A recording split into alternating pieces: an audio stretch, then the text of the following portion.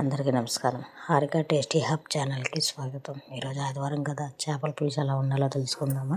ధనియాలు, జీలకర్ర, లవంగాలు, దాల్చిన చెక్క, యాలక్కాయలు అన్నింటినీ డ్రై రోస్ట్ చేసుకొని మిక్సీలో వేసుకొని ఉల్లిపాయ, టమాటా, పచ్చిమిర్చి పేస్ట్ చేసుకొని బాండీలో ఆయిల్ పెట్టి ఆ పేస్ట్ని అందులో వేసుకొని పచ్చివాసన పోయే వరకు వేయించుకొని అందులో తగినంత పసుపు, కారం వేసుకొని అల్లం వెల్లుల్లి పేస్ట్ కూడా వేసుకొని బాగా మగ్గించాలి. మగ్గిన తర్వాత అందులోకి కొంచెం చింతపండు పులుపు వేసుకొని చింతపండు పులుపులోని కొంచెం తగినంత సాల్ట్ వేసుకున్న తర్వాత 2 పచ్చిమిర్చి అందులో చేప ముక్కలు వేసుకున్న తర్వాత గరిటె పెట్టకూడదు.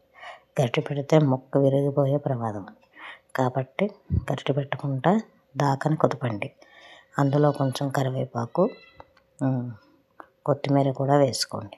కొత్తిమీర వేసుకున్న తర్వాత కొంచెం గరం మసాలా పొడి వేసుకోండి. గరం మసాలా పొడి తర్వాత మామిడికాయ ముక్కలు వేసుకోండి. మీ దగ్గర ఉంటే వేసుకోవచ్చు, లేదంటే లేదు, కానీ టేస్ట్ బాగుంటుంది.